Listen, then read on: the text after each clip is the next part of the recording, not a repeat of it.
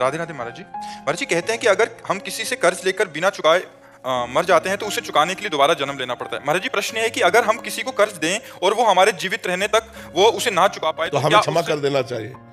हाँ, अपने अपने जीवन में ही कि हमने माफ किया, वो सुने चाहे ना सुने, भगवान से प्रार्थना करे कि हमने जितना भी कर्ज दिया है वही हमें दे न दे, हमने माफ किया।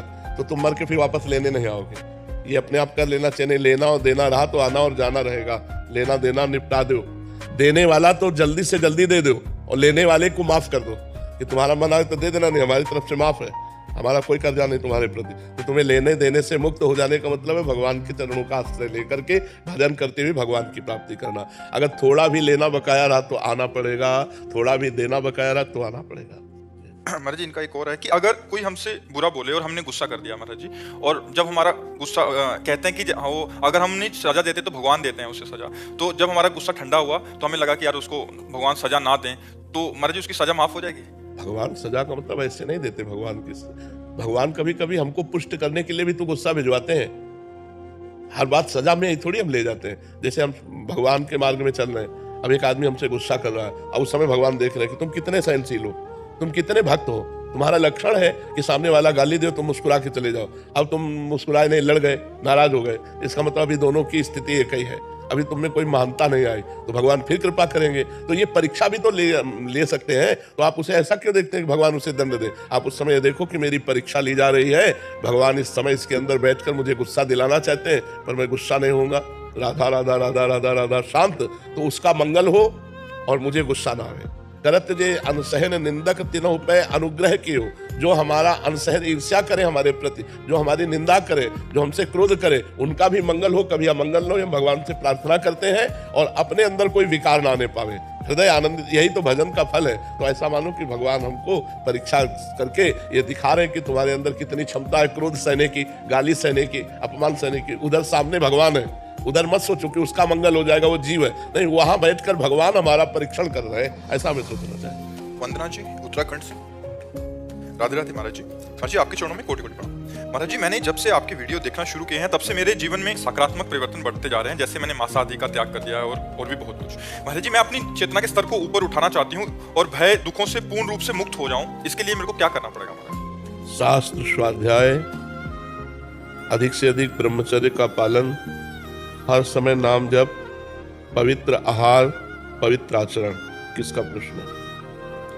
जब तक ये नहीं होंगे तब तक अध्यात्म जागृत नहीं होगा। नित्य शास्त्र स्वाध्याय हो, अधिक से अधिक ब्रह्मचर्य का पालन हो, पवित्र आहार हो, पवित्र आचरण हो और खूब नाम जप हो, निरंतर नाम जप हो, तो हमारी बुद्धि पवित्र हो। बुद्धि निर्णायक है। शरीर एक रथ है, इंद्रियां इसके घोड़े हैं। घोड़ों की लगाम, इंद्रिय रूपी घोड़ों की लगाम मन है, मन रूपी लगाम को बुद्धि रूपी सारथी पकड़े हैं। अगर बुद्धि भ्रष्ट है तो मन रूपी लगाम छोड़ देगा, इंद्रियां मनमानी आचरण करके हमारी दुर्गति कर देंगी, हमारी चेतना को अधोगति में डाल देंगी। और यदि हमारी बुद्धि सही है, मन रूपी लगाम को टाइट रखा, इंद्रिय रूपी घोड़े सतमार्ग में चले, तो हमारी चेतना उन्नति को प्राप्त होगी, अध्यात्म उन्नति को प्राप्त होगी। इसलिए सबको चाहिए, ये केवल आपका ही नहीं, सबको चाहिए अपनी बुद्धि को शुद्ध करें। बुद्धि को शुद्ध करके सत्य के मार्ग में चलें। असतोमा सदगमय, तमसोमा ज्योतिर्गमय, मृत्युर्मा अमृतम गमय। हमारी यात्रा मृत्यु से अमृत की हो, असत से सत्य की हो, अंधकार से प्रकाश की हो। तमसोमा ज्योतिर्गमय। अभी हम अंधकार की तरफ ही बढ़ते जा रहे हैं। शरीर राग, मनमानी भोगाकर्षण, अपनी इच्छाओं की पूर्ति, ये सब हमारे पतन का मार्ग है। तो इसलिए शास्त्र स्वाध्याय, उसी में सत्संग हो जाता है। यदि हम रोज शास्त्र स्वाध्याय न कर पाए तो मोबाइल है, सत्संग सुने। रोज वो शास्त्रों की ही बातें होती हैं, तो शास्त्रों की बातें और सत्संग सुनने से हमारी जानकारी बढ़ती है, हमारी बुद्धि प्रवीण होती है।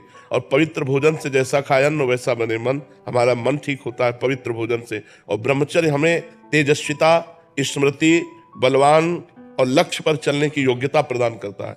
आज हमारा समाज ब्रह्मचर्यहीन होता जा रहा है, इसीलिए लक्ष्य से भ्रष्ट हो गया है, इसीलिए वो नकारात्मक सोच वाला बन गया है। हिंसा, व्यभिचार, व्यसन उसके जीवन में बढ़ गए हैं।